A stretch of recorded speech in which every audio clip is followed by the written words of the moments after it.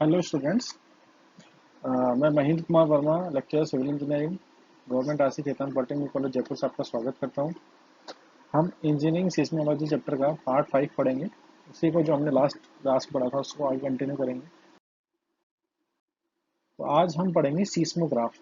Seismograph एक instrument होता है जो अर्थक्वेक को जब शेकिंग करती है तो उसको रिकॉर्ड करता है। जब धरती हिलती है, अर्थक्वेक की जैसे धरती हिलती है, जो वाइब्रेशंस जो क्रिएट हो रहे हैं उस वाइब्रेशंस को रिकॉर्ड करने के लिए जो इंस्ट्रूमेंट काम आता है उसे हम कहते हैं सीस्मोग्राफ।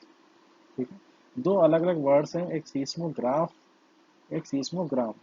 अभी हम पढ़ रहे हैं सीस्मोग्राफ कि वह इंस्ट्रूमेंट जो अर्थक्वेक के शेकिंग या वाइब्रेशंस को रिकॉर्ड करे उसे हम कहते हैं सीस्मोग्राफ।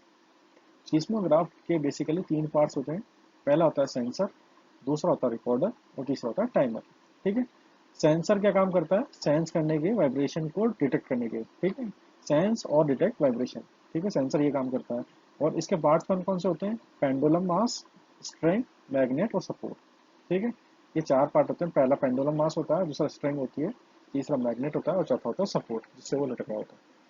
फोर्थ होता है रिकॉर्डर। रिकॉर्डर होता है वो सीस्मिक वाइब्रेशंस को एक पेपर पे रिकॉर्ड करता है। ठीक है, सीस्मिक वाइब्रेशंस को पेपर पे रिकॉर्ड करता है, वो होता है रिकॉर्डर। ठीक है, तो इसमें क्या क्या पार्ट्स होते हैं? एक ड्रम होता है, एक पैन होता है और एक चार्ट पेपर होता है। और जो चार्ट पेपर होता है वो ड्रम के ऊपर रैप होता है, लगा हुआ होता है चारों तरफ। ड्रम होता है हमेशा गोल, की ड्रम हमेशा गोल होता है तो गोल के ऊपर वो लगा होता है। और थर्ड होता है टाइमर। टाइमर एक मोटर होती है जो रोटेट करती है ड्रम को, जिसके ऊपर चार्ट पेपर लगा होता है एक कांस्टेंट स्पीड से, ताकि उस पर वाइब्रेशंस है वो नोट हो सके। ठीक है, तो सीस्मोग्राफ वह इंस्ट्रूमेंट होता है जो अर्थक्वेक को नापता है। ठीक है, और उसके तीन पार्ट्स होते हैं, पहला सेंसर, दूसरा रिकॉर्डर, तीसरा टाइमर। अब सीस्मोग्राफ काम कैसे करते हैं?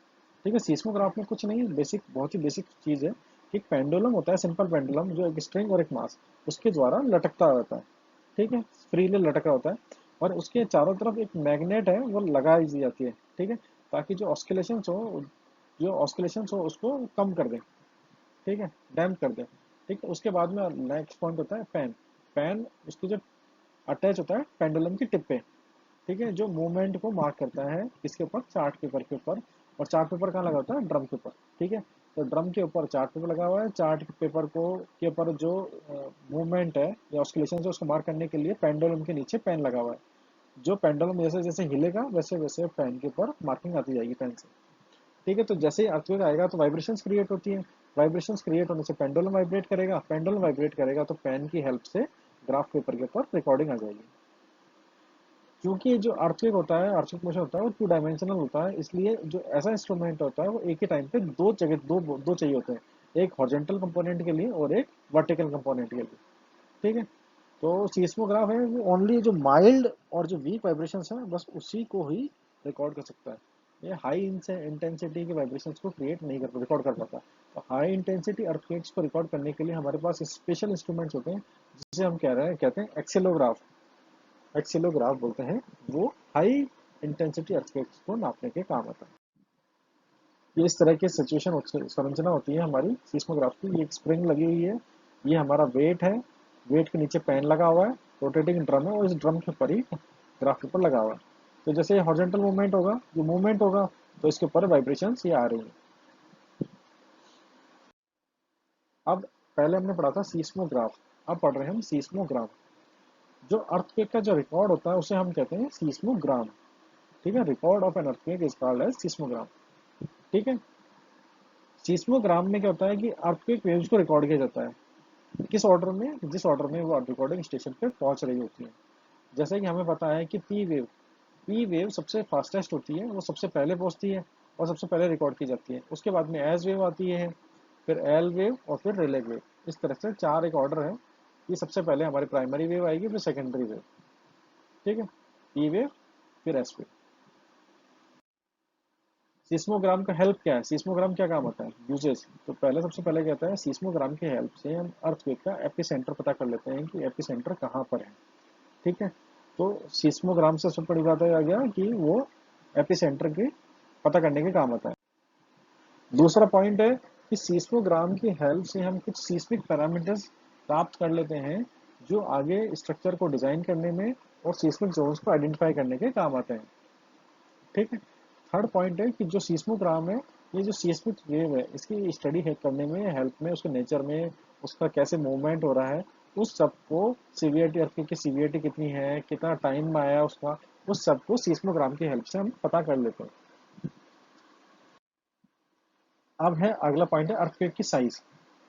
अर्थक्वेक की साइज को दो टर्म्स में हम डिफाइन कर सकते हैं, एक मैग्नीट्यूड, एक इंटेंसिटी। ठीक है। मैग्नीट्यूड मतलब क्वांटिटी कि कितना भारी भरकम तूफान भूकंप आया। तो जो मैग्नीट्यूड है एक क्वांटिटी वाइज एस्टिमेट है अर्थक्वेक की, और इंटेंसिटी मतलब क्वालिटेटिव मेजर्स ऑफ अर्थक्वेक। ठीक है, इतनी तेज तरीके से आया और इतना बड़ा आया। ठीक है, ये दो अंतर है, एक मैग्नीट्यूड और इंटेंसिटी। इसको हम नेक्स्ट क्लास में डिस्कस करेंगे। अभी बेसिक से पता कर लीजिए कि मैग्नीट्यूड क्या होता है। मैग्नीट्यूड क्वांटिटेटिव एस्टिमेट है, और जो इंटेंसिटी है ये क्वालिटेटिव मेजर है अर्थक्वेक का। अब हमारा नेक्स्ट टॉपिक है क्लासिफिकेशन ऑफ अर्थक्वेक्स। ये अर्थक्वेक को हम क्लासिफाई करना है अलग अलग तरीके से। पहला है लोकेशन के हिसाब से, दूसरा है फोकल डेप्थ के हिसाब से, तीसरा है कॉज के हिसाब से, based on their magnitude, based on the epicentral distance. ठीक है, ये 5 तरीके से हमने अर्थक्वेक्स को डिवाइड किया हुआ है। फोकल डिस्टेंस हमने लास्ट क्लास में पढ़ा था कि जो फोकस से और एपिसेंटर के जो बीच की डिस्टेंस होती है वही फोकल डेप्थ होती है। तो पहला है बेस्ड ऑन लोकेशन। ठीक है, तो based on location, on the basis of location of occurrence of earthquake, they are classified as both। दो तरह से लोकेशन के हिसाब से अर्थक्वेक को दो पार्ट्स में डिवाइड किया है। पहला है इंटरप्लेट और दूसरा होता है इंट्राप्लेट। ठीक है। इंटरप्लेट अर्थक्वेक वह अर्थक्वेक होता है जब अर्थक्वेक जो टेक्टोनिक प्लेट्स के बाउंड्री के आसपास होता है। दो टेक्टोनिक प्लेट्स हैं, वो आपस में टकरा रही हैं, तो उनको इंटरप्लेट अर्थक्वेक कहते हैं। मैक्सिमम जो मोस्टली जो अर्थक्वेक्स आते हैं वो इंटरप्लेट अर्थक्वेक के आते हैं। जो 1997 में असम अर्थक्वेक आया था वो उसी का एग्जांपल है। इंटरप्लेट में दो टेक्टोनिक प्लेट्स आपस में टकराएंगी या टच करेंगी।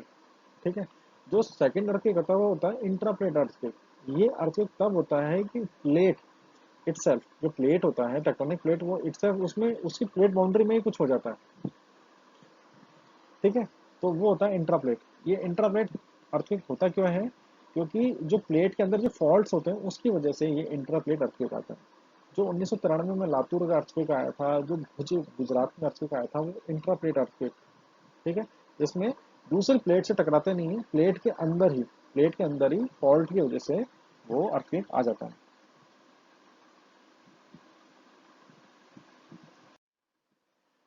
सेकंड पॉइंट है based on focal depth. Focal depth क्या होता है? फोकल डेप्थ होता है distance from focus to epicentre.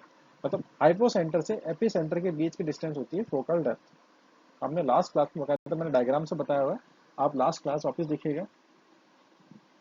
तो फोकल डेप्थ के बारे में क्या होता है कि फोकल डेप्थ के हिसाब से हमने अर्थक्वेक को 3 पार्ट्स में डिवाइड किया है। पहला है शैलो, दूसरा इंटरमीडिएट और तीसरा है डीप। तो जो शैलो अर्थक्वेक होता है, ये वह अर्थक्वेक होता है जब focal depth less than 70 kilometre हो। ठीक है, फोकल डेप्थ जब लेस देन 70 किलोमीटर हो तो उसे कहते हैं शैलो अर्थक्वेक। 80% अर्थक्वेक्स होते हैं वो शैलो होते हैं। ठीक है, उसके बाद में आता है इंटरमीडिएट अर्थक्वेक। जब फोकल डेप्थ 70 से 300 किलोमीटर के बीच में होगी तो उसे हम कहते हैं इंटरमीडिएट अर्थक्वेक। ठीक है, और डीप अर्थक्वेक वो होता है जब focal depth more than 300 kilometre हो जाती है तो उसे हम कहते हैं डीप अर्थक्वेक। जैसे जैसे फोकल डेप्थ ज़्यादा होती जाएगी, अर्थक्वेक जो धरती पर पहुंचेगा वो उल्टे उतने ही धीमे से पहुंचेगा। ठीक है, बेस्ड ऑन देयर कॉज। ठीक है, कि किस वजह से हो रहा है, तो हमने ये पहले ही पढ़ा हुआ है कि अर्थक्वेक दो वजह से आते हैं, तो टेक्टोनिक प्लेट की मूवमेंट से होता है और एक होता है आर्टिफिशियल। ठीक है, तो वही हमने इसमें दो पार्ट्स में डिवाइड, एक तो नॉन टेक्टोनिक और एक टेक्टोनिक। तो नॉन टेक्टोनिक एक्टिविटी होता है जैसे कि volcanic activity, man made reasons की वजह से अर्थक्वेक आता है, तो वोल्केनिक अर्थक्वेक आता है ड्यू टू वोल्केनिक एक्टिविटी।